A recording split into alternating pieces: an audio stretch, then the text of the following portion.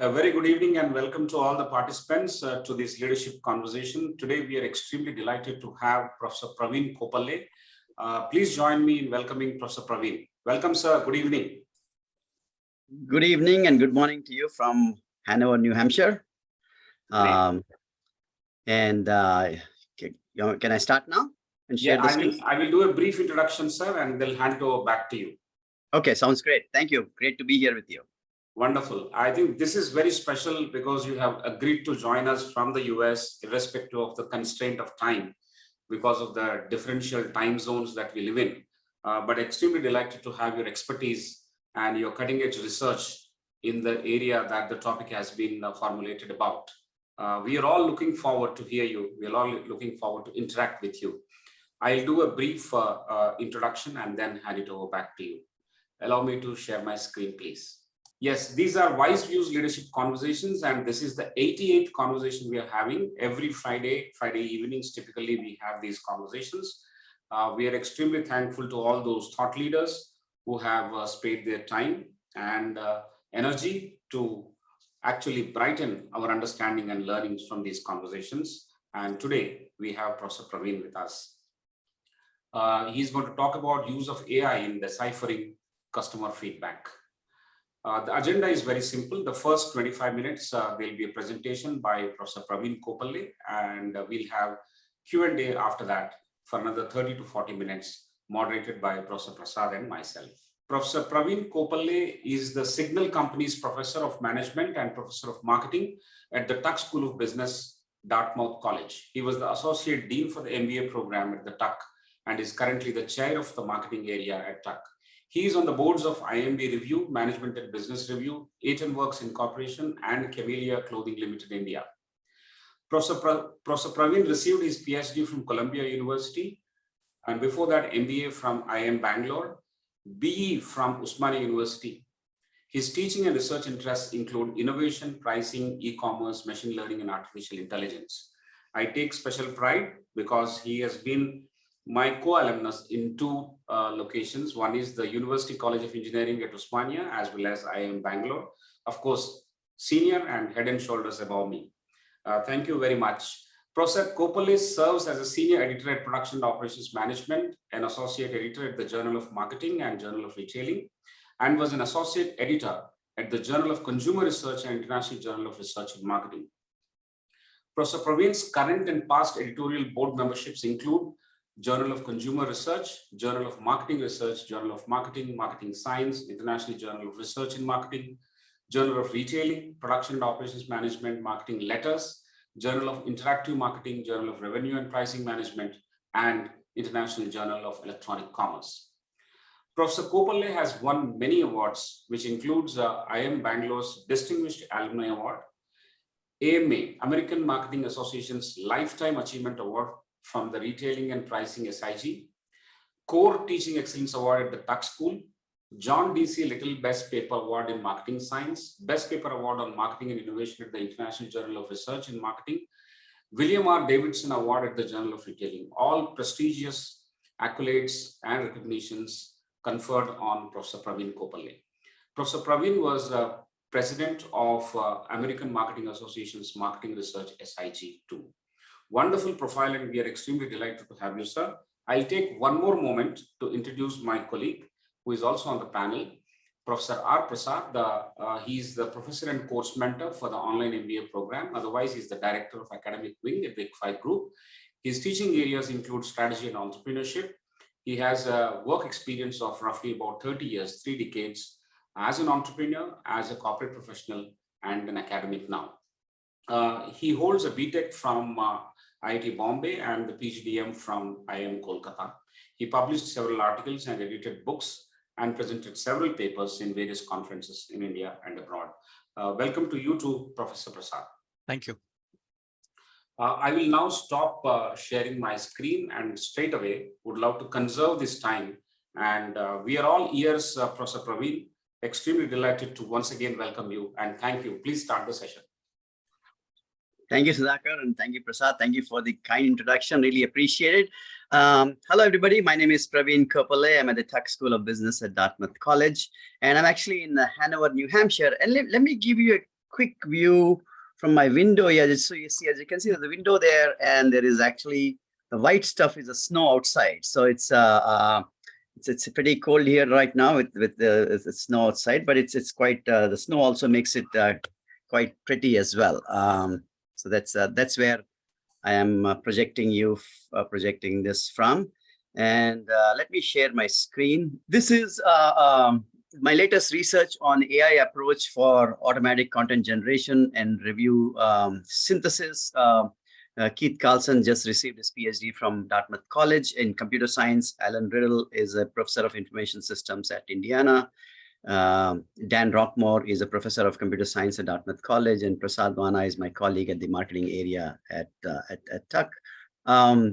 This piece actually is going to appear as the lead article in the lead issue of a top marketing journal called the International Journal of Research in Marketing. It's a top journal in Europe. It's about how we can combine the power of both machines and human beings, and particularly in the context of online reviews. And this research has been featured in BBC, Scientific American, Food and Wine Network, local radio station, Dartmouth, and the comments have been: researchers generate AI capable of reviewing wine, beer without actually tasting it. Researchers taught AI to write wine and beer reviews, and they're pretty convincing. Everyone has an opinion, even AI. I want to share this. This is a piece of in Wall Street Journal where one robot is telling the other, "Now click on I am not a robot." Many times when I present this research, the questions I get is, is AI, can AI beat human beings? Is the notion of singularity real, and so on? And my response is, it's not the question of whether AI is like human intelligence, or AI is better than human intelligence, or human intelligence is better than AI. That's not the point. The point is the combinatorial power of AI plus human intelligence is superior to AI alone or human intelligence alone. That's my view, and that's where the real bang for buck is. So having said that, what do we do? Our context is online reviews, which is an important source of information for consumers. We all use it. A lot of the research has focused on reviews written by customers, experts, business owners, and all of those are written by human beings. Now, the natural question is, can machines write reviews? There is a lot of hype about ChatGPT-3. In fact, last night I logged on to ChatGPT-3, created an account and gave ChatGPT-3 our input on a characteristics of a particular wine, and said, "Hey, can you write a review for this wine?" And I was actually surprised to see that I did not get a response from ChatGPT-3. It can write stories and so on, but when it comes to providing reviews, maybe it needs to be trained. So we solved two potential challenges. If you go to online retailers like Amazon or Etsy, there are thousands of products, new products without any reviews. Now the question is, can a machine generate a first draft of a review that an expert human being can use and embellish it for it? And also, there are also thousands of products with thousands of reviews, and as consumers, we don't have the time or the energy to go through all those reviews. And the question is, can a machine summarize those reviews for us? Right? Those are the two sort of research questions that I'm going to focus on today. And so the data context is, for the new products and services, we trained our algorithm on 125 reviews from wine enthusiasts, and over a from 1996 to 2016, over a 20-year period. It includes the information about the wine, the actual review rating, the text, and so on. And on information overload, we trained our machine on about 140,000 reviews from ratebeer.com over a 11-year period from the customers, and I'll show you some examples of that. And the key results are, in terms of the first question, can AI write reviews that are human-like? And the answer is an absolute yes. So in a Turing-like test, we tested reviews written by our AI algorithm and reviews written by experts. And human beings, regular people, were unable to distinguish between human written and machine written reviews, and I'll go share some examples with that. Similarly to the second question, can AI summarize reviews? The answer again is a resounding yes, and we tested in experimental setting, and people agree that the summary review captures the ideas presented in the individual reviews. So let me get into the details of each of these. So this is, we use a very latest technology in computer science called the transformer architecture. Transformer architecture has an encoder and a decoder. It is based on a feed-forward neural network algorithm with a self-attention. Self-attention means where is the location of the words also matters. So, the first part is the encoder. These are all the attributes of the wine.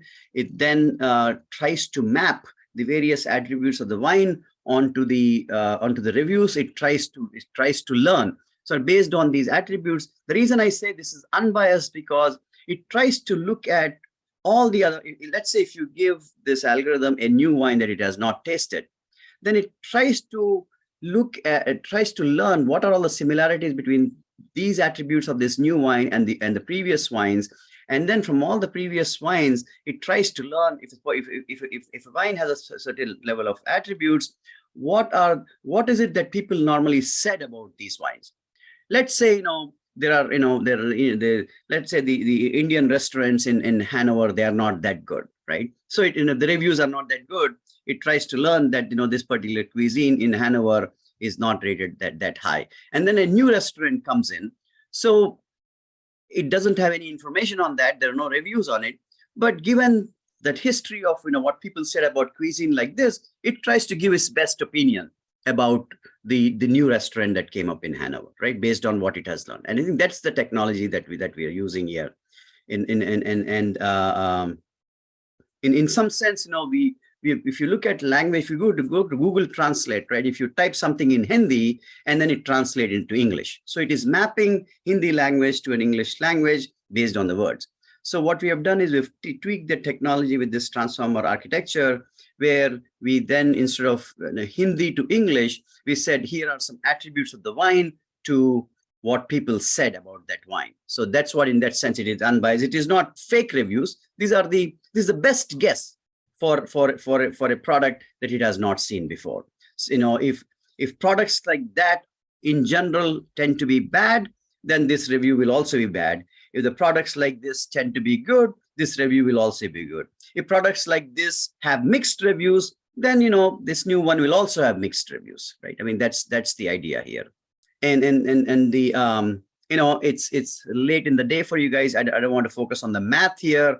For those of you interested, I can send you the math separately. This is the bottom line is that during the training phase, the model generate guesses. Let's say it gives the attributes of the wine. It starts with the word this, and then it tries to see what word follows this. So it gives a probability distribution on various words, and then during the training, it starts with a guess, and with these guesses, it compares to the actual review and learns.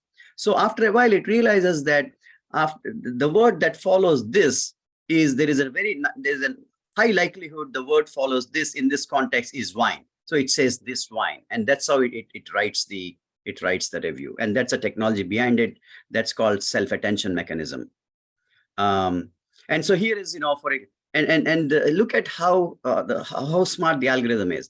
This is a wine with a rating of 84 written by an expert. It says this blush wine has Viognier blended in with Syrah. It's a pretty salmon currant and flavors of raspberries, peaches, and vanilla. Fully dry, it'll be nice with grilled salmon.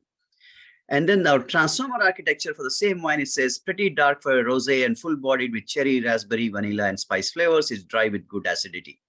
So look, it's hit it pretty well actually. And now for the same wine, if you increase the rating to 97, look how the language changes. This is one of the best California rosés I have ever had. It's so dry, so rich in fruit. It's almost like a dessert wine, except it's totally dry. The flavors are enormously complex, ranging from cherries and raspberries to white chocolate, and finish goes on and on. So that's what it, I mean by very, human-like review, and pretty accurate as well. And here is, look at, this is a rating of 90, which is pretty high. These ratings go from 0 to 100. 90 is pretty high. And the human review says golden and extracted butter sorted bananas, intense tangerine, and peach and pineapple custard and vanilla are among the flavors. Good acidity, but so sweet and delicious. And this, for the same wine, it's this transformer says, if you are looking for a dry, crisp white wine, try this one. It's filled with citrus, peach, wildflower, and vanilla flavors with a rich, creamy texture and a long, spicy finish. So for the same wine, now if you reduce the rating to 83, see how the language changes. Oh, there's not much going on in this wine. It's bone dry and acidic with lemon and lime flavors. So this is how the machine learns in terms of when the rating of the wine is low, people are using a different language, and so let me learn that language, right? And that's the idea here, and that's what makes it, first of its kind, to show that machines can write human-like reviews. So what we have done is we have trained the machine on 125,000 reviews, 125,000 wines, and then we gave the machine 300 wines that it has not tasted, and the machine wrote a review for that. And for the same 300 wines, we have reviews written by experts. So we have a total of 600 reviews for 300 wines. And we randomly gave these reviews to 500 respondents from Amazon, Mechanical Turks, people which are regular people, 44% male, 64% bachelor's degree, 59% with income greater than $50,000. They shop online and they read reviews online. This is on a 7-point scale. And we told them, in each respondent saw 14 reviews. And we told them that some of these reviews were written by human beings, some were written by a machine. So can you allocate 100 points to, if you think the review was written by a machine, give 100 points to the machine. If you think the review was written by a human being, give 100 points to human beings. If you can't tell, give 50-50. And we also asked them, given this review, how likely are you to purchase the wine either for you or as a gift? And it turns out, they were not able to tell the difference between the review for a wine, for the same wine, whether it was written by a human being or a machine, and the purchase. There was also no difference in their purchase intention as well. That's what this table is trying to say. Or the key here is to see that here the dependent variable is how much respondent thought it was a machine-generated review, and this independent variable is written by human being, and that's not significant. This here, the dependent variable is purchase intention, and here is whether the review was written by human being or machine, and this was also not significant. So they were unable to tell whether the review was written by human being, and they were also equally likelihood to buy, which shows, it's like a Turing test, which shows that, machines are capable of writing human-like reviews, right? And I'll show you, a couple of quick examples in that. Here is, an expert that wrote a review. To give you a sense for how similar the reviews are, that how human-like the machine review is. It says, though an herbal note shows on both the nose and the finish, the Shiraz is still very good. It's fairly full and creamy in the mouth with black cherry vanilla flavors and a briery element that adds complexity, and it smells just as yummy as it states. Machine said there's a lot going on in this wine, from its aromas of black pepper and blackberries to its smooth, subtle mouthfeel. It's not a big wine, but it's balanced and harmonious with a long, mouth-watering finish. Right?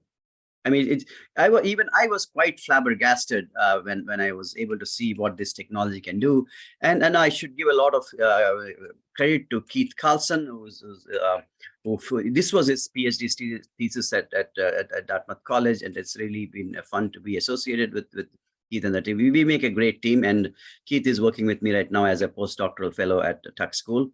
Here is another example where This is what an expert wrote for a wine. Lime zest and grassy herb notes infuse freshness into this dry, light-footed Riesling. Is particularly sprightly in feel, a crush of tart, white grapefruit, and pineapple flavors, but it penetrates long on the finish, accented by a kiss of citrus blossoms. Drink now 2017.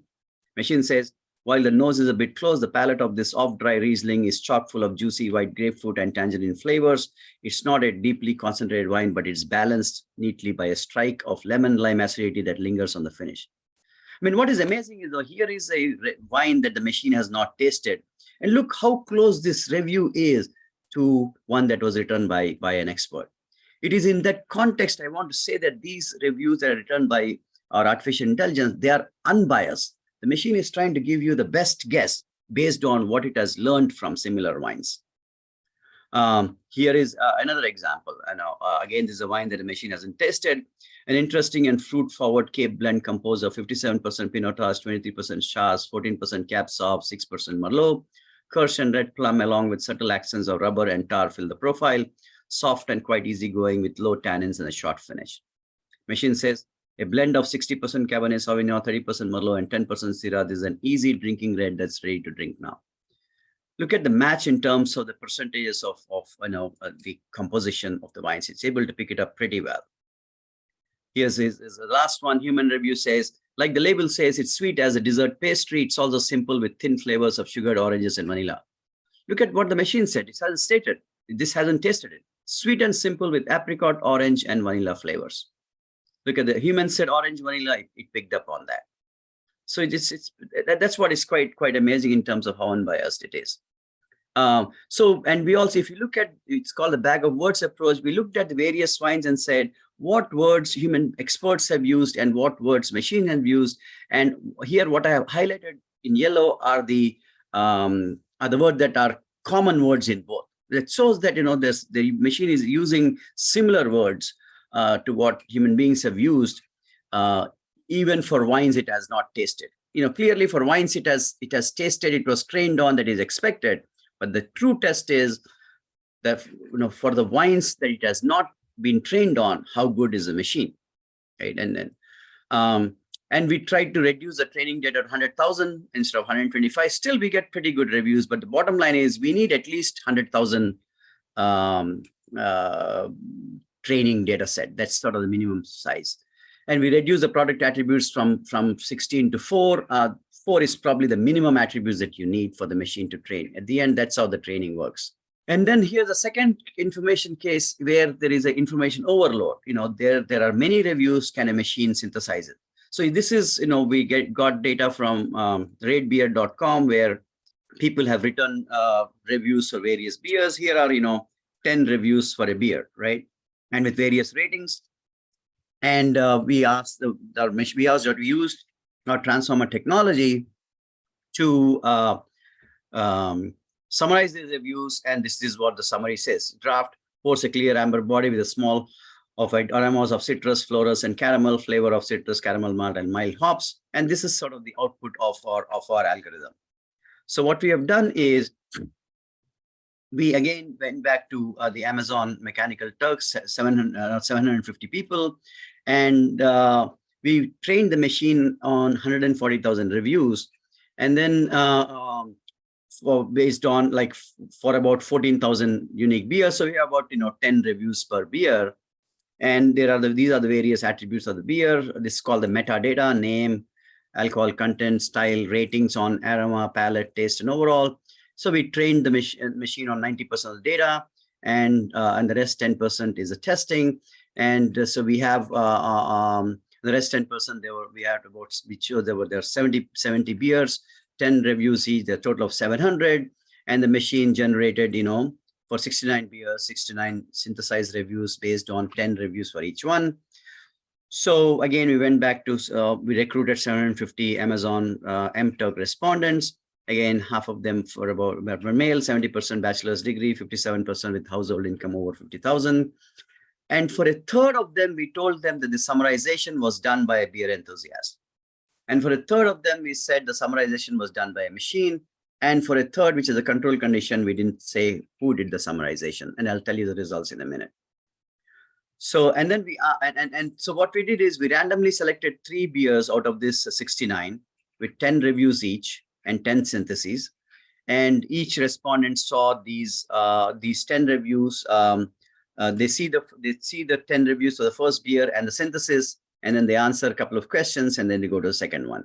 And then we ask them on a 1 to 7 scale, hey, to what extent this synthesis captures the ideas in the individual reviews? 1 means doesn't capture the ideas at all. 7 is captures the ideas very well. So look at this. The average rating is 4.67, significantly higher than 4.5. And where 4 is in the middle, which shows that, the respondents, tend to agree that, hey, this summarization is actually pretty good. But here's the kicker. When we told them the summarization was done by a machine, the evaluation was significantly lower than when we told them it was done by a human being. So this shows that, people innately don't like machine generated stuff, even though everything was generated by machine.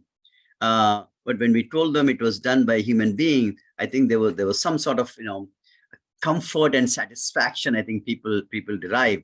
And I think at human beings, I think we're a bit wary of machines. And this is why very early on I said the power is it's not a competition between machine and human beings, which is what the media likes to look at, but it's a combination of machine plus human being is better than machine alone or human beings alone. And that's why self-driving cars by Tesla, the self-driving technology with Tesla plus human driver is better than simple human driver or simple machine. I think number of accidents will be far fewer if you have a decent driver with the autopilot facility. And so that's sort of, this shows that machines are able to summarize reviews pretty well. Again, here is another example of the summarization task, right? Here are 11 reviews for and it's able to summarize. It says sample at a Copenhagen beer festival, nice head with good duration, color is black, aroma and taste are roast, malt, chocolate, and coffee hops, which is which it is capturing these ideas in these 11 of these reviews pretty well. So what we have shown here is a Turing test that show that machines can indeed learn to write human quality reviews that are reasonably accurate, and most importantly, they are unbiased. They are not fake ones. It tries to learn what's out there and tries to mimic that and tries to give you the best guess for a product it has not seen before. Right? That's the beauty of it. And so in that sense, this is where machine plus human beings could be good. The output can either be used as is or as a near to complete draft for a retailer to share with consumers. So the use case of transformer architecture to generate synthesis of human generated reviews. And we've shown that the review synthesis captures the ideas in the various reviews pretty well. It's possible to create a gestalt review for products with thousands of reviews on Amazon. I mean, there are some ethics issues for Amazon or retailer to consider to say, hey, whether its synthesis is done by a human being or not, because it has an incentive to say it's done by a human being, even though it's done by a machine, right? Which is not ethical.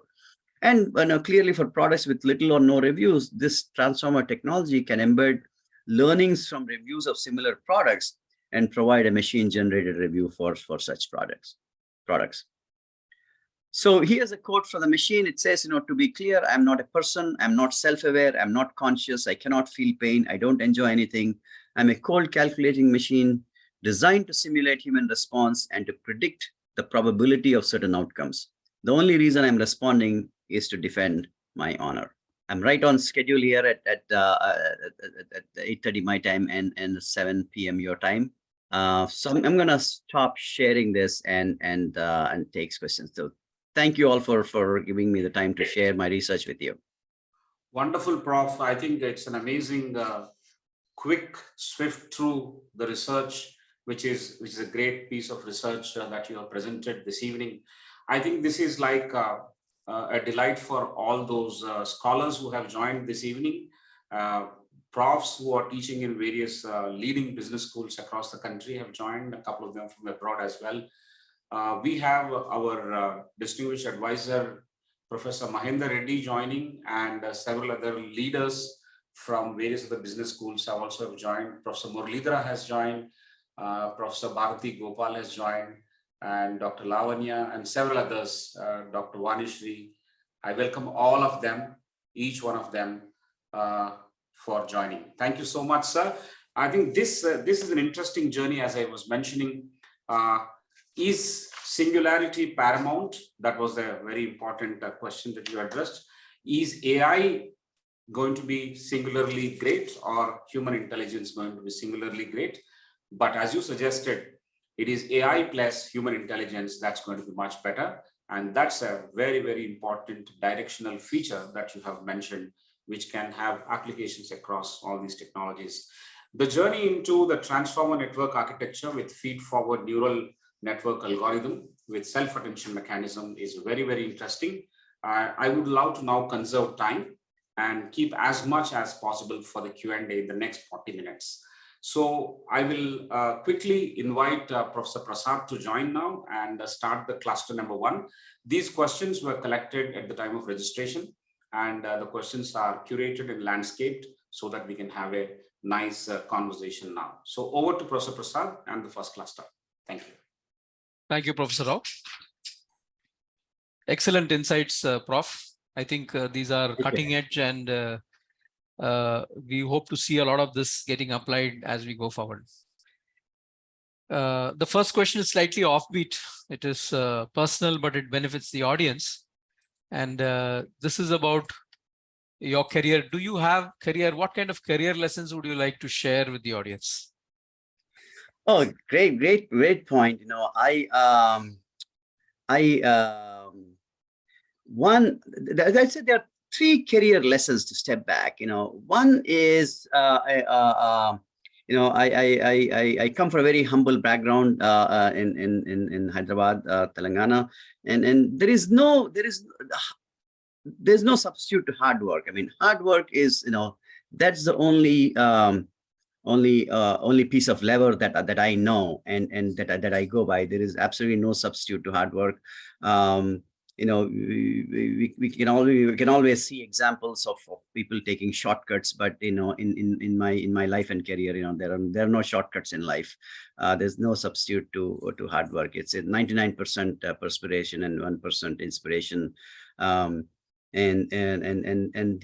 the second is, you know, I always say, in any effort, there is no plan B. You know, there's only plan A. You focus all your attention in plan A, because the moment you start entertaining plan B, that means you already given up on plan A.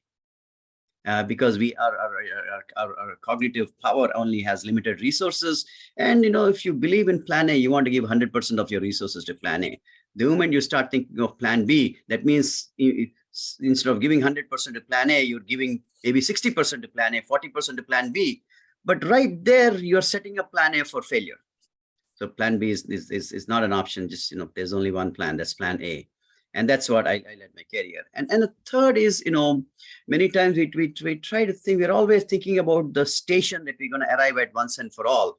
But, you know, what we need to realize is, you know, the true joy of life is the trip. The station, the ultimate station, is only a dream. It's a proverbial station. It's only a dream. So I, you know, you have to enjoy the journey. I am here today because I want to be here with you, and I'm enjoying every minute of that. It's not because of any outcome that I'm interested in. It is this journey. That's what makes it life worthwhile. Those are my career lessons, and that's what I live by. Excellent, Prof. I think the 3 points, one about hard work, the second one about not setting up to fail, ensuring that you don't set up to fail, and the third is about the journey, enjoying the journey without thinking too much about the destination. Thank you, sir. Yeah. The query we come to next is, it's in the same domain, may not be exactly on the research, but if, you know, the audience is interested in knowing how can AI help in understanding what customers think and feel, what are the other methods, what are the other ways in which, what kind of other researches are taking place, by which maybe in the next 5 to 7 years, something will happen on this. What are those AI, you know, how customers think and feel? Yeah. So, you know, so many times, you know, and this is particularly true for disruptive innovations. when we ask consumers, hey, what can we do to make this product better? Or what can we do to make your life better? What kind of products should we design? So many times, consumers are not able to articulate their pain points because they're used to doing things and they don't think it's painful. So many times just asking consumers in terms of, hey, what are your pain points that I can help alleviate in you and make your life better. They won't be able to answer those questions because they're used to doing things the way things are normally done. And so this is where AI can observe people in their natural habitat and try to understand what the pain points could be. Sort of like people right now, people use the phrase the design thinking, for example, and design thinking is observing consumers in their natural habitat to understand what their pain points are. And right now, all of this is done by human beings. Imagine the power of AI. If AI can observe consumers in their natural habitat and try to understand what their pain points are, that could be a revolutionary input in the design of products and services themselves. And I see that as a great potential in that respect, actually. And the second great potential in product design is there's an amazing technology called conjoint design of identifying what attributes people value and how to identify that. And so conjoint is very useful in terms of designing what kind of products, but bringing AI into that conjoint design has, in my view, has a potential to create even more useful products. Those are probably the two domains in the next 5 to 10 years where both researchers in the world of practice and in the academia can explore. Fantastic. I think these are areas which are in the forefront and perhaps a lot of work which needs to be done, but does produce a lot of value. Right. Thank you, sir. The next question is about what kind of challenges do you envisage when you want to improve customer satisfaction after AI has done its job? So, so this is where I said, human intervention and AI is a winning combination. Let me give you an example, a real life example. About I think last year or so, airlines normally overbook planes, which is common because that's because there'll be no shows. They want to enhance it, maximize the revenue, and when there are more passengers than the capacity, then they give incentives for people to take the next flight and so on. And there was this United flight where there were one person more than the seats, and no one was willing to disembark that plane. So the United folks crew came in and literally dragged that person out of the plane because there are just no seats. And so when the CEO was asked, hey, what kind of a treatment, like how do you, what's your reaction to this? And the CEO said, well, the crew was just doing its job. That's their job. The plane cannot take off with more. We can't have a standing people in the plane. And so that was a very dissatisfying. So this is where especially in the service sector, when there is a failure of service or in products. So as leaders, you have to show three things to enhance customer satisfaction. One, whether it is your fault or not, whether the crew was doing its job or not, it's clearly their job. They can't let the flight. You have to apologize without admitting guilt. Because guilt, it may be their fault or not, but at that point in time, no one has the full information to say if it's whose fault it is. So you have to apologize to the consumers, and it has to be an unconditional apology. Second is, and this is where at least at this stage AI cannot do this, is as a leader, you have to show empathy towards your consumers. You have to be able to say, hey, I feel your pain. I feel for you. I understand what is going through. And so you have to show empathy. And the third, when these service failures happen, you have to sincerely be able to say, hey, I'm going to do something about this. And at least at this stage, these are the three things an AI cannot do. See, if the world is a beautiful place, all products and services work extremely well, then this is not an issue at all. But we all know, products and services, they fail. They fail for a variety of reasons. So there are service failures because there is heterogeneity in service providers. But as a leader, the buck stops somewhere, and that person needs to show these three things that AI is not capable of doing. And after AI has done its job, this human intervention is essential to maintain and enhance customer satisfaction. I don't know if that addresses your question, Professor. Yeah, I think it does. It does emphasize the point about the gaps which can come up at the end of AI, which need to certainly be taken care of by human beings. Right. Yeah. There was an interesting point you made. I mean, this is about the next question. You mentioned that it's about relating the attributes of the wine to what people said about it.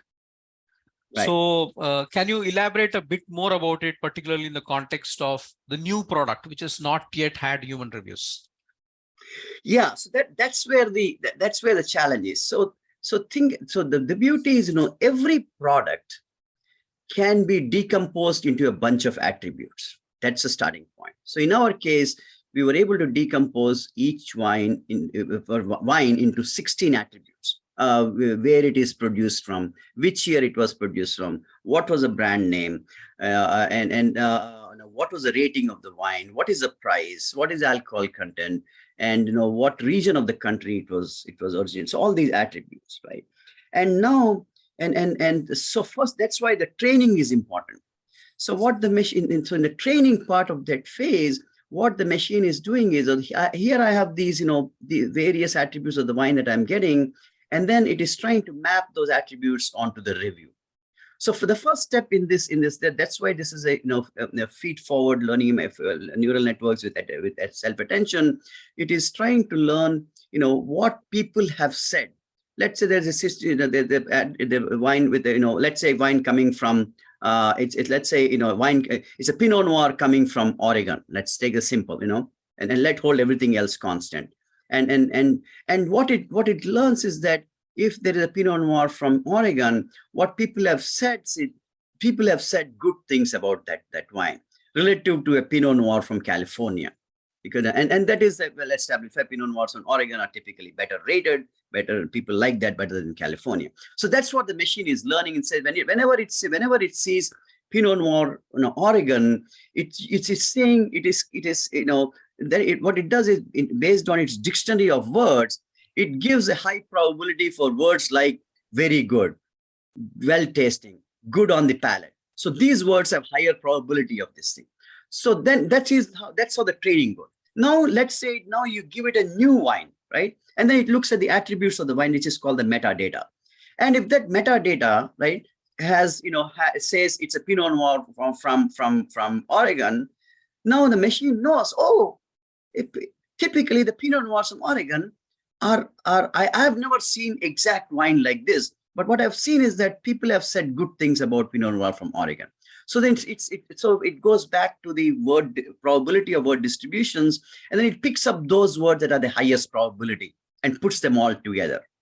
As opposed to it says a Pinot Noir from, let's say, New Hampshire, which is not very well known. It doesn't use as a flowery language, and that's how it is bringing back its learning. And that it is in that context, I said, this is not a fake review, but an unbiased review. It is trying to give you the best guess in terms of what people or what others have said about wines that are similar to this. Is that making sense? Absolutely. I think what you're saying is that there is a certain amount of the past conditioning which is there with respect to certain established or kind of brands, and from there it picks up from the attributes and then puts it together and tries to give. But the learning has to be there. And that's why, Chat GPT-3 last night failed in my content, because Chat GPT-3 did not do any learning and reviews. And one of you can try it. As we are speaking with the wine, get an account on Chat GPT, give some attributes for a wine. And while you're looking at the next question, let me see it is able to do that now or not for me. Let's see. I had this. Based on the existing set of questions, can that predict the new questions that are going to come by? As long as it is learning, as long as the machine is able to learn, what question people are asking, it's solid. See, here is my thinking. See, at the end of the day, what is AI? AI is all about prediction. That's the beauty of it. If it's able to learn, it is able to predict. Well, and then you might ask, well, how good is that prediction? Well, the prediction is only as good as the training. One of the reasons, in self-driving Tesla cars, there are still crashes, because to get actual data on actual crashes and feeding it to Tesla, it's very, very hard. To get, so what we are trying to teach Tesla is about, simulated crashes. But simulated crashes are different from actual crashes. If we really want to reduce the actual crashes in self-driving in Tesla, we have to give Tesla actual data on actual crashes, which is very hard to get. That's why in self-driving technology, what people say, the easiest thing is for actually the trucking industry in the highway, because once let's say driver puts a truck on the highway, it's a very controlled environment. It knows the lanes, it knows the vehicles left side, right side, front and back. And it knows where the turning is, because GPS. There's a lot of actual data that is fed into it. So the probability of crash is very, very low, because it understands what the weather is like and so on. And then once it goes from, let's say, Los Angeles to Portland, Oregon, another driver a human being can just take the truck and take the last mile. But on the other hand, can the truck go into the streets of Mumbai? No, because it doesn't have that data. So the prediction is only as good as the training. Does that make sense? Excellent, Prof. Excellent. I think what we are saying is that there is a body of some experience, and then that is getting coming into the training, and from that you can do a lot of things. But when you come to outliers or some innovation where there's a paradigm shift, perhaps the experiences have to come out, and then you have to start. It is in that context I said there can't be singularity, because it's AI plus human intelligence is where human intelligence has a lot of experience embedded in it. That's how you can bring out products that are really disruptive in the marketplace. I think that makes a lot of sense, and it also gives a lot of what I would say, there's a torchlight ahead of what we can actually do with what is done by AI. Exactly. Thank you, Professor. I think I'll pause at this stage and hand it back to Professor Rao. We are at about 7:18 p.m. Indian time. Thank you very much, Professor Prasad. Sir, this is a very interesting conversation, and there are lots of questions, and already people have raised their hands. I am going to go to Professor Mahendra Reddy in a while. Before that, there is one question which I'll take up, which has been posted earlier. The latest buzzword as the year started, 2023, is Chat GPT-3. Yeah. So that buzzword is something, it is intriguing, it is interesting, it is actually bothering a lot of people. So we want to hear from you, and the question is exactly on that. What will be the impact of a Chat GPT class of applications on the marketing process? So basically, top few impact points in the marketing process that we can foresee because of the advent of Chat GPT-3. I think the first biggest impact is on the educators, actually, because because that's what Chat GPT is really good. What Chat GPT has done is it has learned everything that is there on the internet in terms of Wikipedia or information sources on all the history of things. So let's say if the teachers are asking high school students to write an essay on Shakespeare. There's a lot of content on Shakespeare on the internet. So Chat GPT has learned that, and it can easily write an essay about Shakespeare, right? And that's easy for students to do.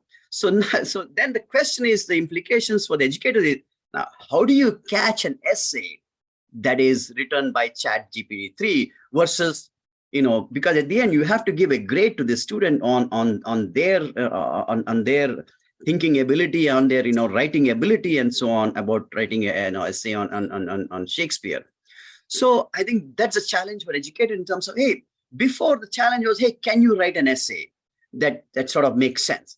Well, now machines can write an essay. So the comparison that I draw is, in India, growing up in school, we used to, the students were rated on their handwriting, and they were graded on the handwriting. Well, Microsoft Word came in and said, hey, everybody can have a great handwriting now. You can create any script you want, Times Square, Times Roman, or a script or a symbol. So the quality of handwriting is not an issue. So, well, students, and so now in elementary school, students are not graded on the handwriting ability, because everyone can have great handwriting. The question is whatever you're writing, is that thoughtful?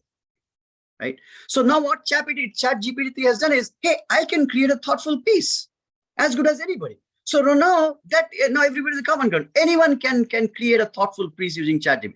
Now the question, educator, now what do you mean the thoughtful? Is it maybe they have to, the criteria, the grading criteria now has to change. Now when as an educator, when I'm asking someone to write a piece, why am I asking them to do it?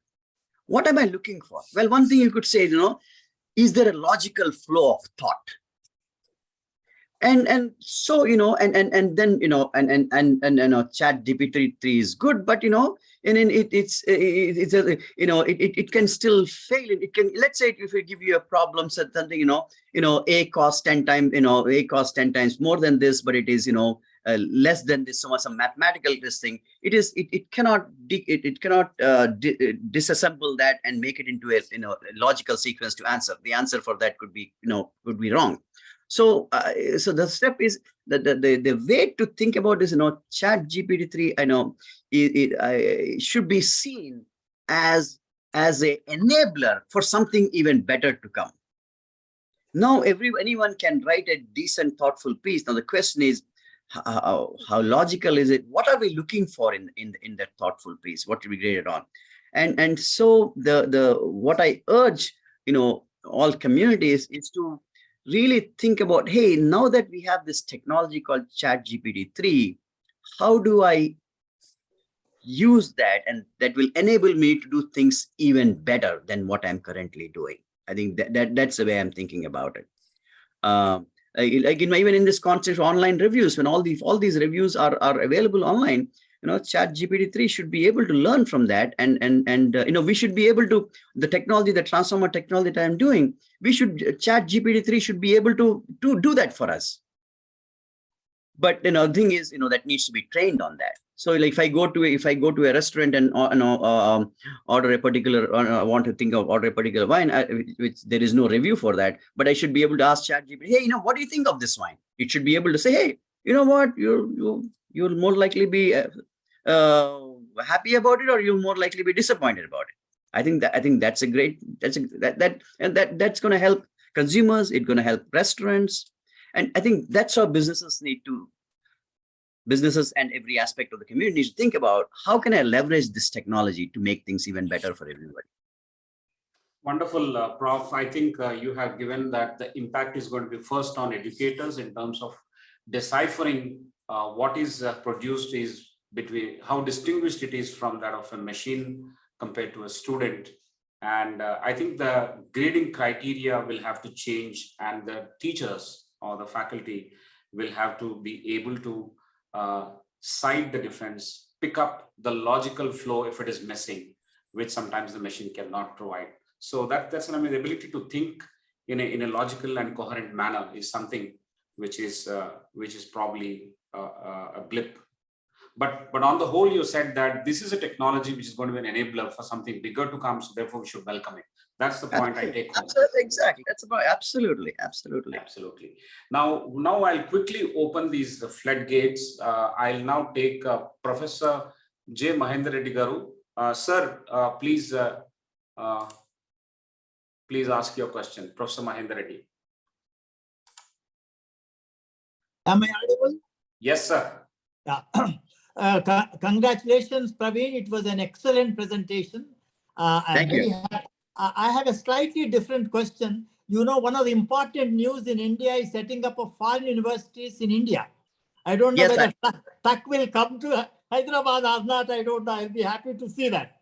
But my question is, now there are several reviews on this issue.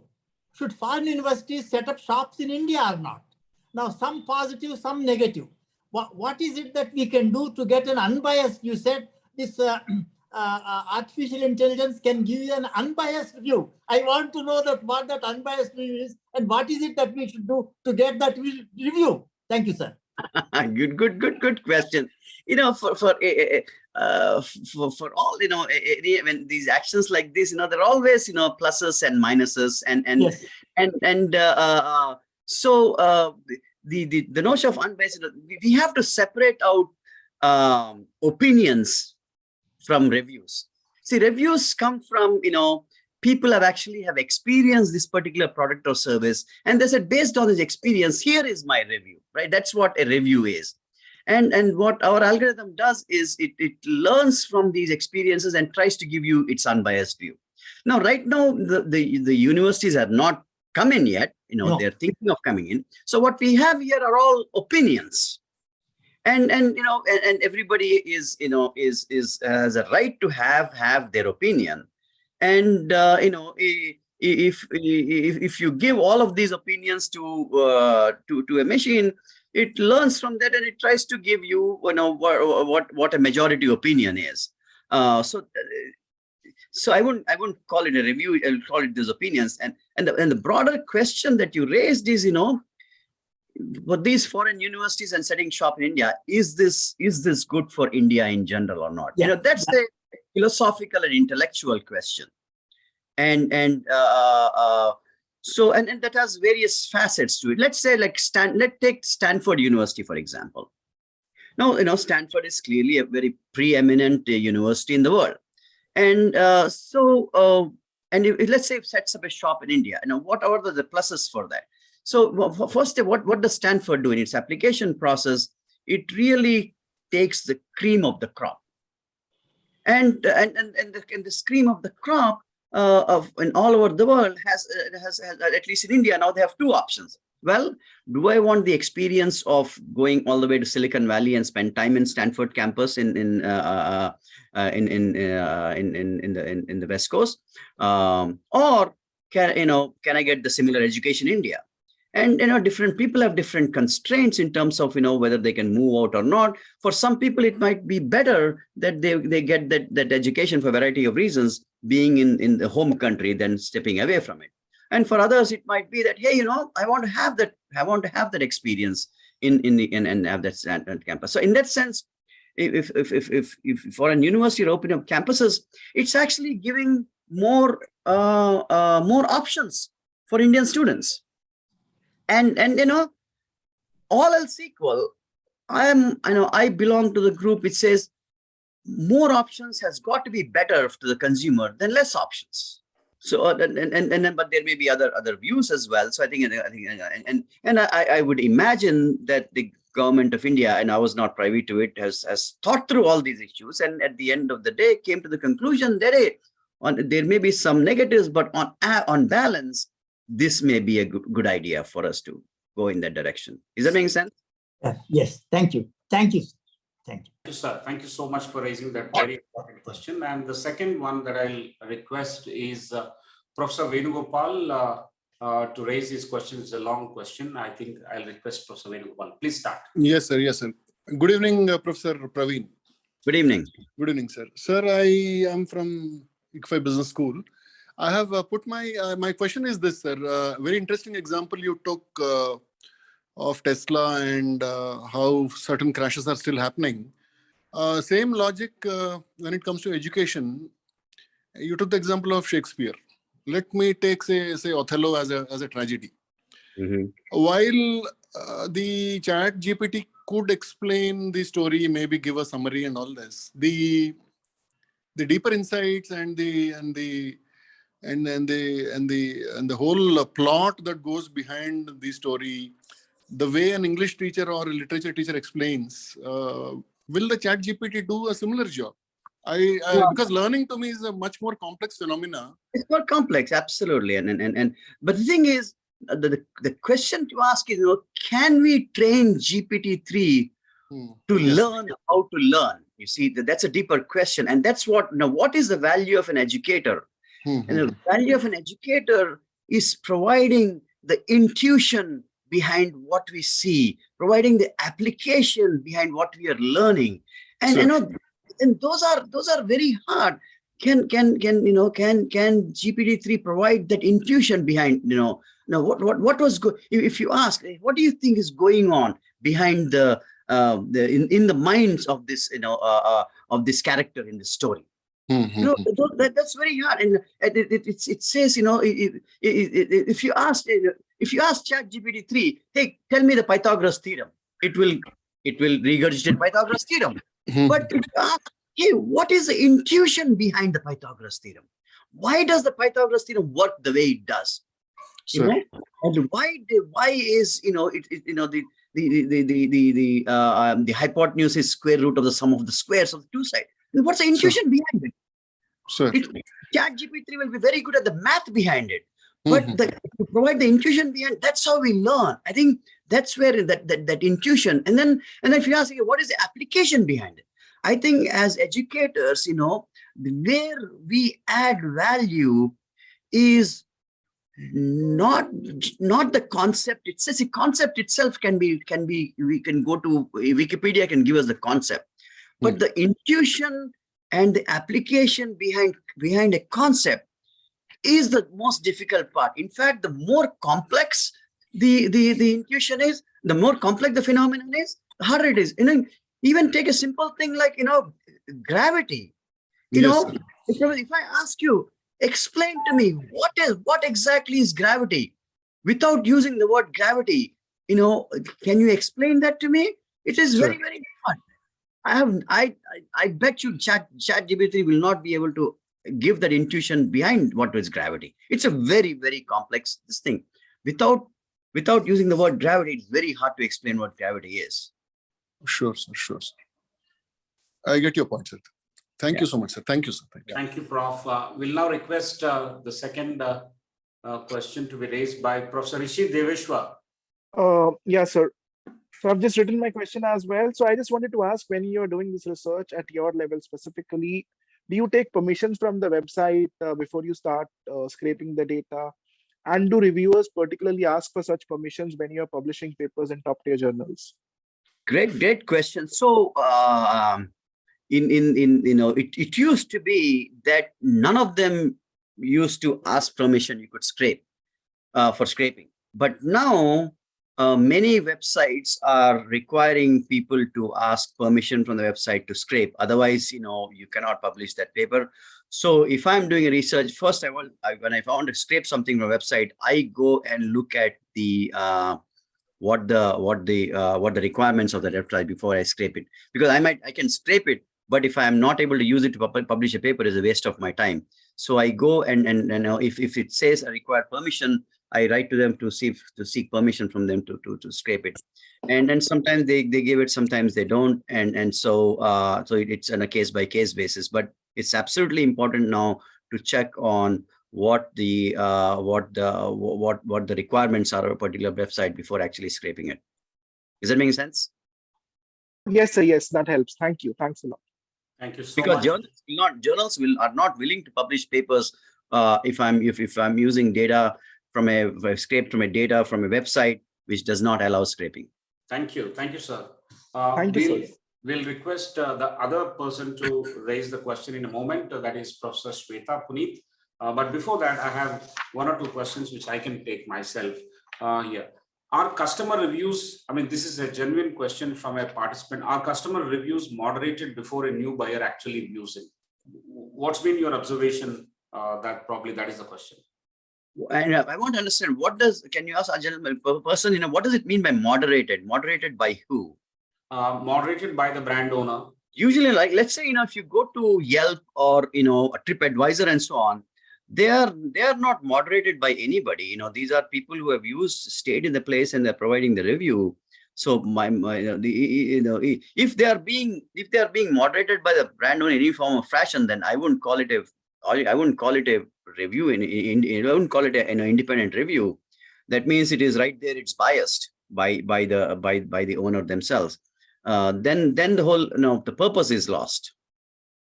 In fact, I wouldn't trust reviews if I get a sense for if they're being moderated by the brand owner or the retailer or anybody.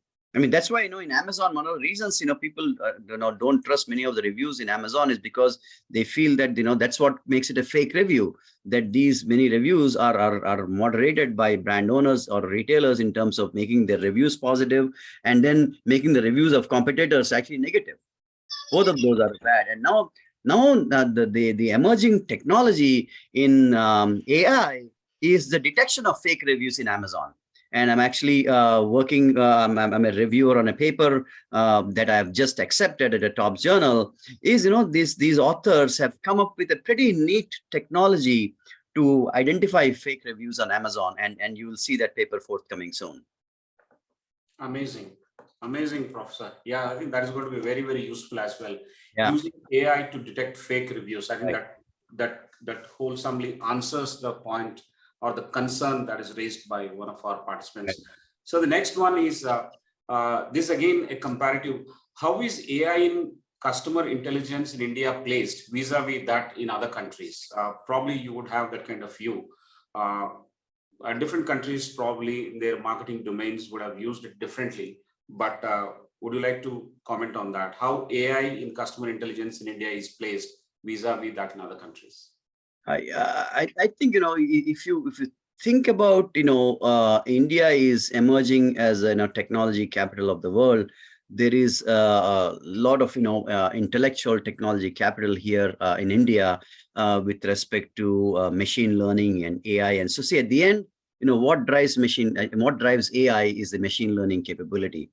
And the machine learning capability in India, even I would say, US is definitely at the cutting edge of machine learning, and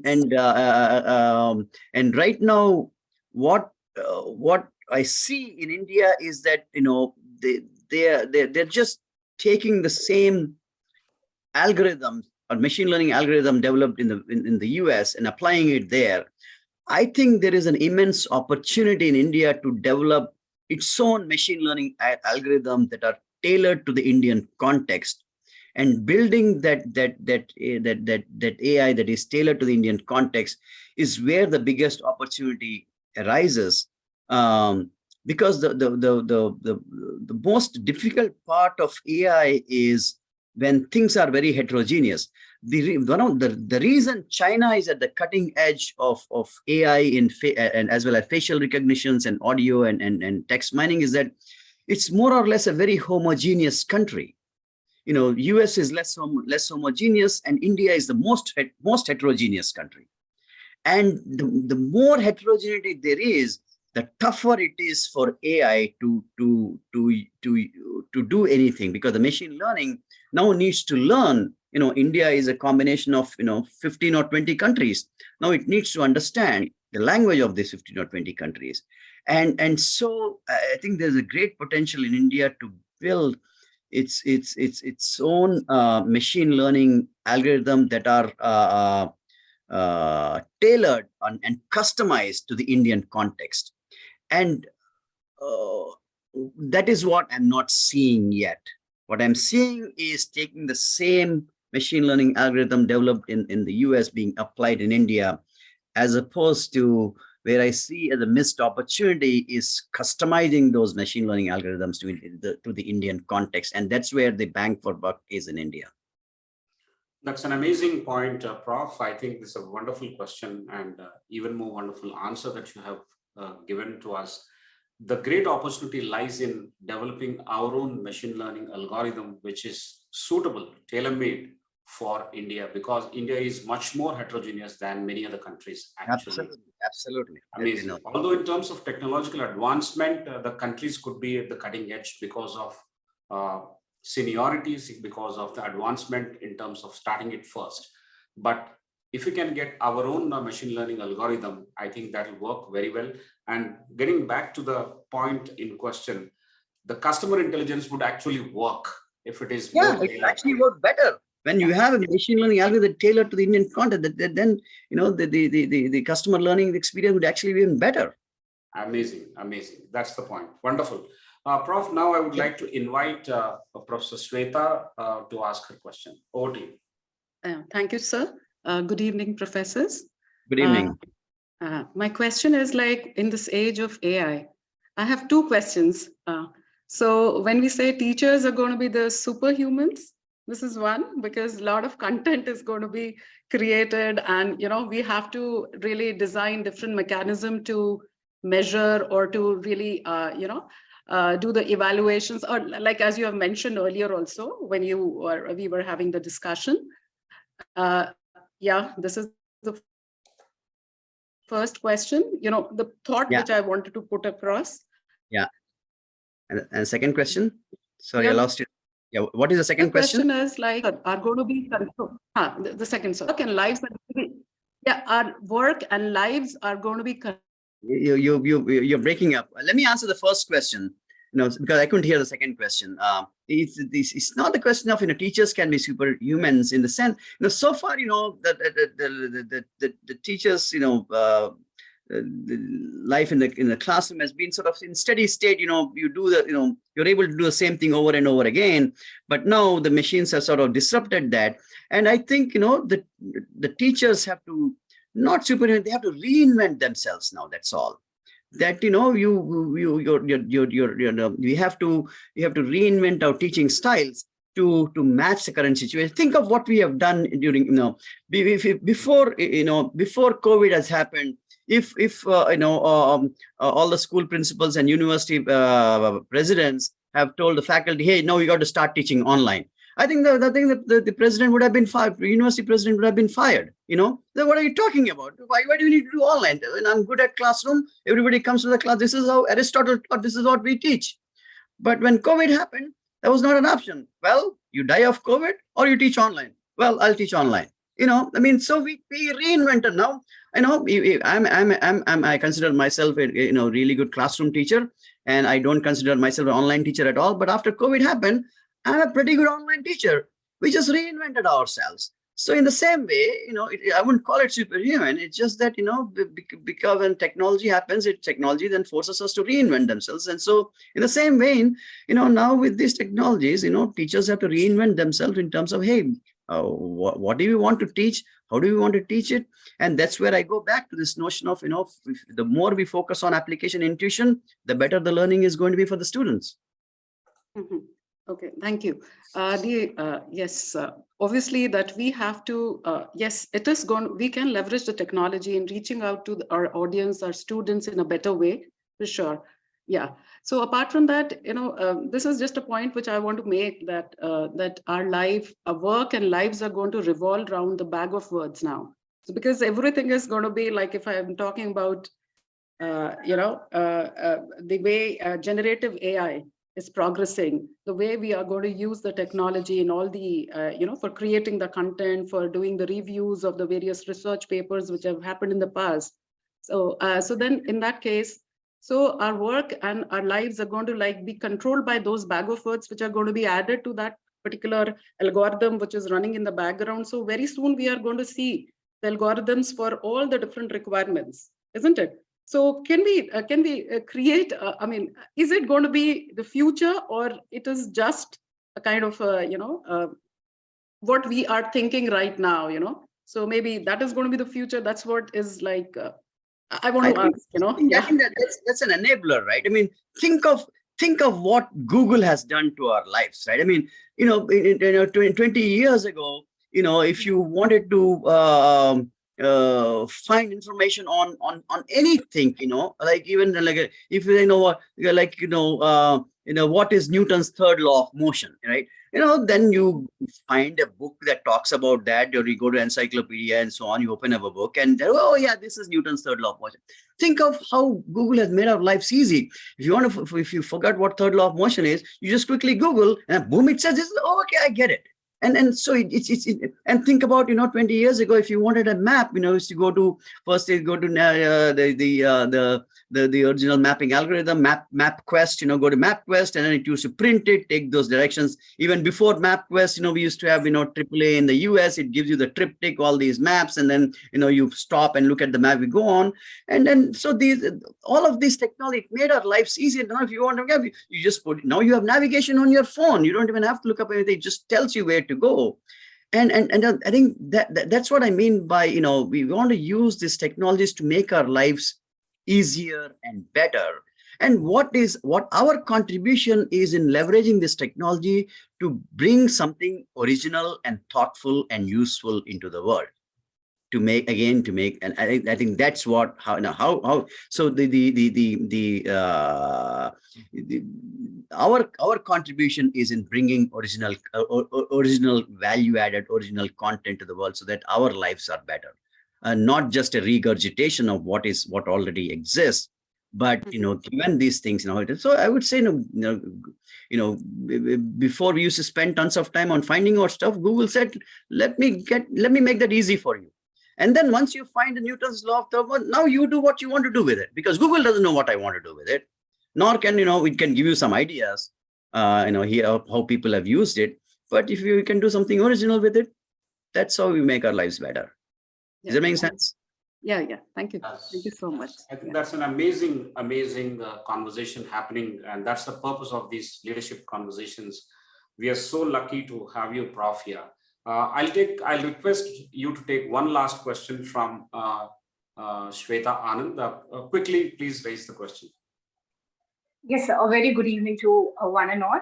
My question to you, sir, is, will AI be able to develop its own programming in future, considering the amount of learning which is going on?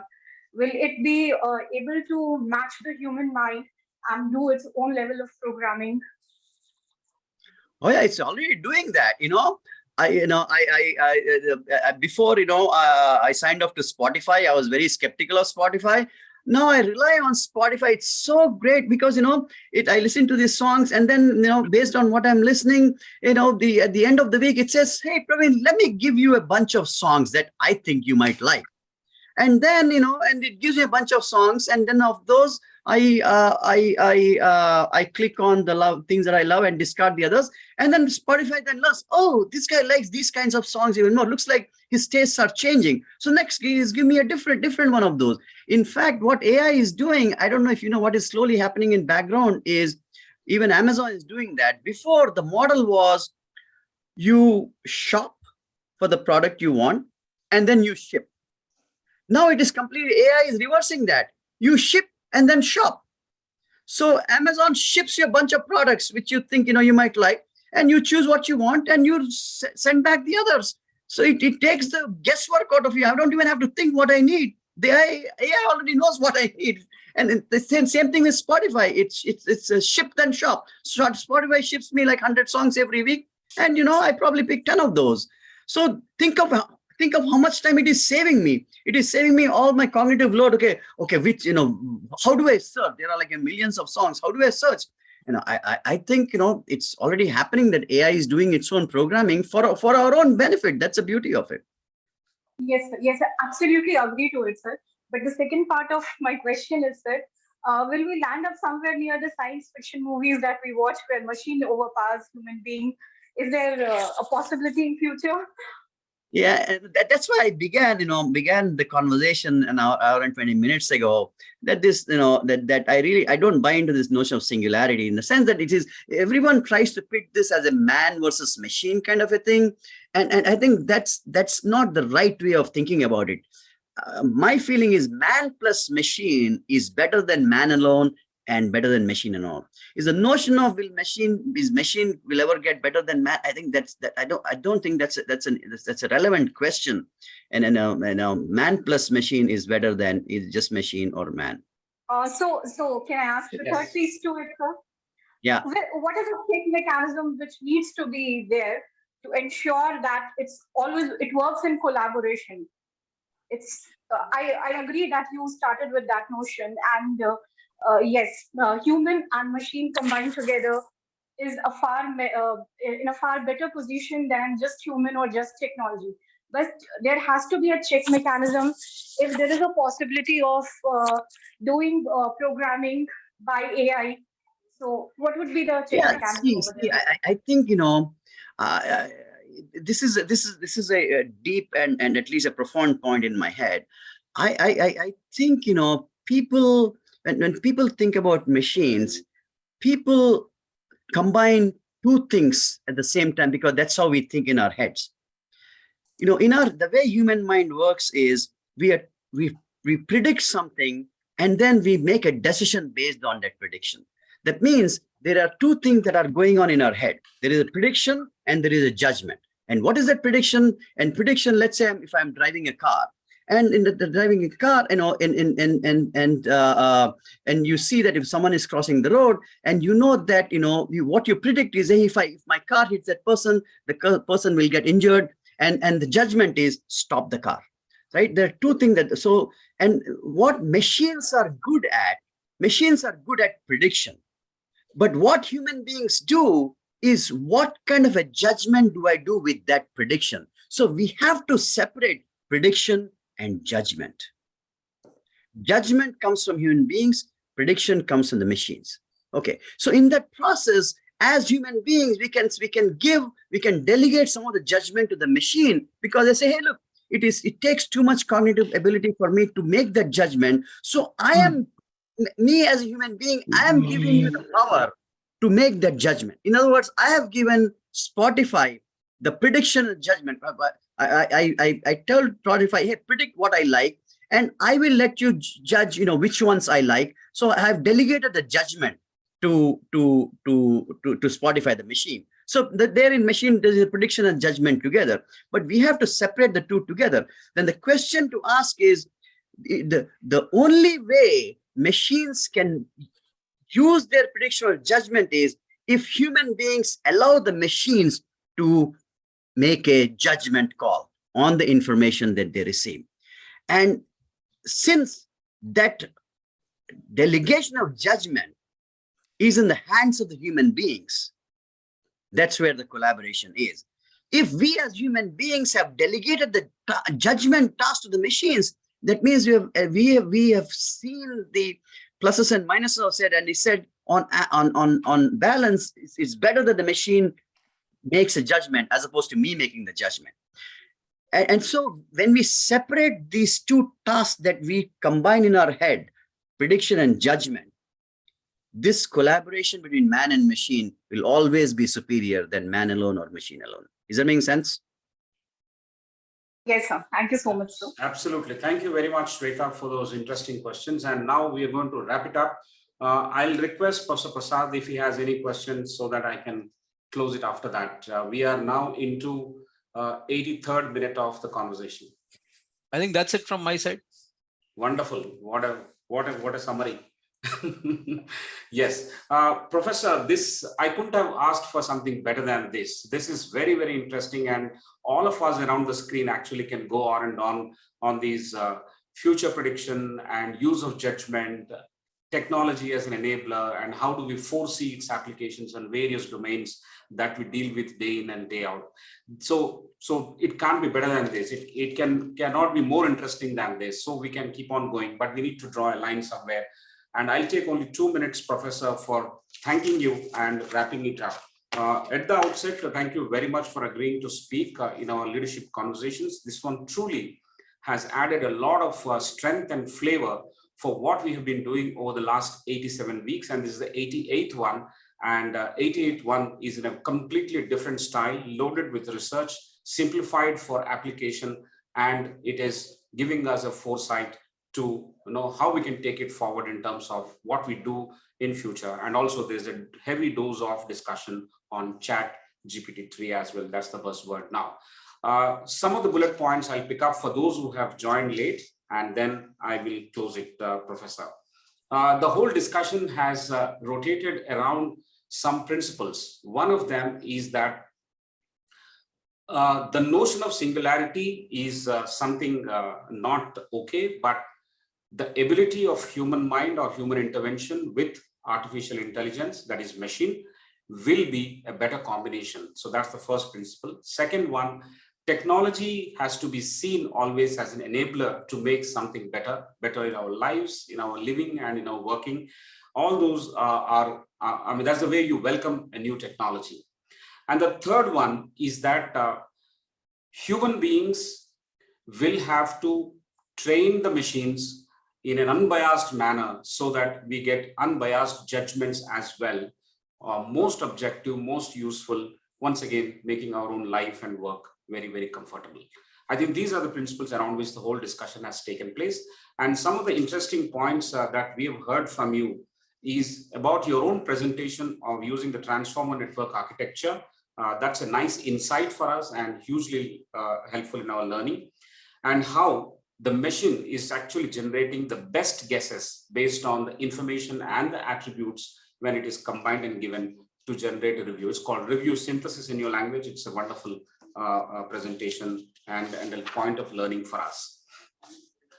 How we can also learn from your own career, a leaf out of your own career and your journey was a lesson for us in terms of 3 important points. That is, there's no substitute to hard work, and there is no scope for plan B, and enjoy your journey. The next stop is just a stop, but not your journey. Your journey is what you have set out for. So these 3 important parameters fit exactly well with most of us who are looking to build our career and who have traveled quite a part in their life and career. Very interesting points and takeaways. The third one is in terms of using these reviews, using artificial intelligence and machine learning, how humans can bring in disruptive innovation and how design thinking can be used. For example, the machine can observe the pain points. If you ask the humans to say, what are your pain points, how we can improve your customer, how to enhance the customer satisfaction in those areas, probably, I think we can have greater application, and that you have cited as a gap. One is design thinking, how human beings can create that potential to enhance by actually studying and observing the customers in their natural habitats. So that's one thing to use for designing products. Another one is the conjoint design, which is useful for designing products. AI can do it better over a period of, say, probably next to 5 to 10 years. That's your prediction that this is going to happen. These are 2 emerging areas that you foresee. So that's a fantastic takeaway for us. The other anecdote that you have given and the examples that you have given in customer satisfaction is the role for the leaders, or you can say the role for the humans, human intervention is just a leadership role to handle and enhance and better the customer satisfaction when things go wrong. When things go wrong, I think we need to step in and apologize. This is a great lesson we have learned from various examples of airlines that have taken place in India and abroad, and especially in India, where it is much more heterogenic and complex.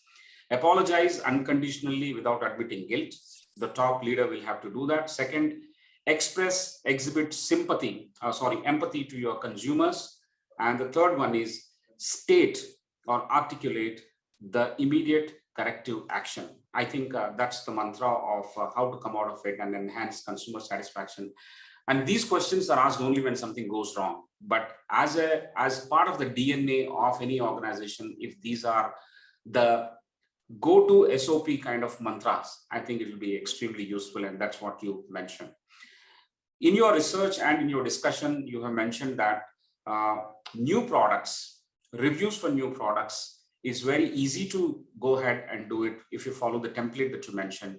Break down the product into several attributes and then train the machine, and the machine will definitely look at what people have talked about or reviewed about similar kind of products, and they provide reviews which are not fake, but they are unbiased reviews. That's a very interesting point as well. Your views on ChatGPT are very progressive and very interesting, and the examples that you have given in terms of its application and impact, first is on educators as well as on marketing as a domain. And we need to embrace this and view it as a greater opportunity that opens up from here on. And the next point that you mentioned is to separate opinions from reviews. Based on experience, one can give reviews, but opinions are opinions. And as a case in point, you mentioned that foreign universities with a better track record can come to India and provide those opportunities where you have more opportunities for the Indian students to learn and actually better their careers. So it's a welcome step according to you. Erstwhile, teachers in schools and colleges and education institutions have not bothered so much about how you learn, but how you have learned to learn. I think that's what is the major takeaway from institutions. But now, even with respect to ChatGPT or similar technologies, we need to encourage and train them how to learn, and that's where the crux lies in its optimistic results, in its best results as well. And using AI for detecting fake reviews, your own paper, is that what we are going to await and read about. That's an interesting point you mentioned.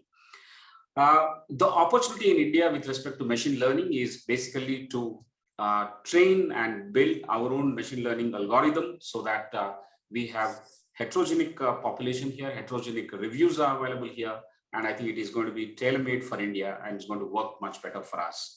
So these are some of the interesting bullet points, and towards the end, how we use this synthesis or how we use these results and make, I mean, our biggest contribution is going to be providing something original, thoughtful, and useful in your own words. I think we need to focus on these things, both for educators, for students, for practitioners across the screen who have joined today. These are several takeaways, and I request all of you to join me in thanking Professor Praveen for this awesome and wonderful conversation.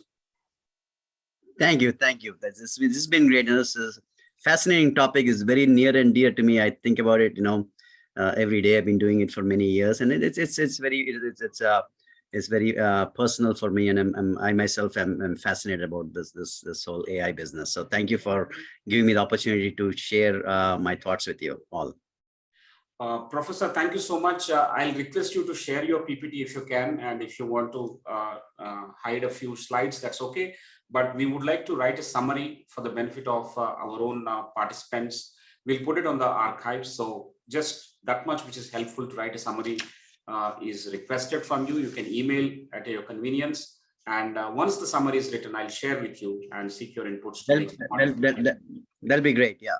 And is this recording also is going to be available, or? Yeah, it is going to be available. The video part is going to be available, and then we're going to put up. Yeah, if you could send me the link for the video part, that'll be great, and I'll send you the PowerPoint that you can summarize. Wonderful.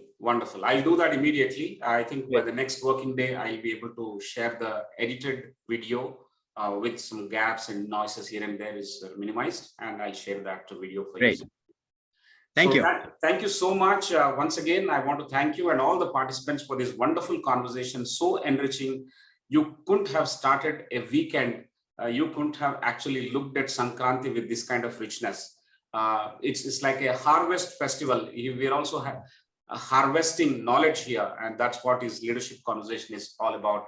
I want to thank everyone who has joined, and those who would like to join subsequently. A very happy Sankranti. And thank you, sir, once again to you. Thank you. Thank you. Thank you. Happy Sankranti, everybody. Thank you. Bye. Thank you all. Good night.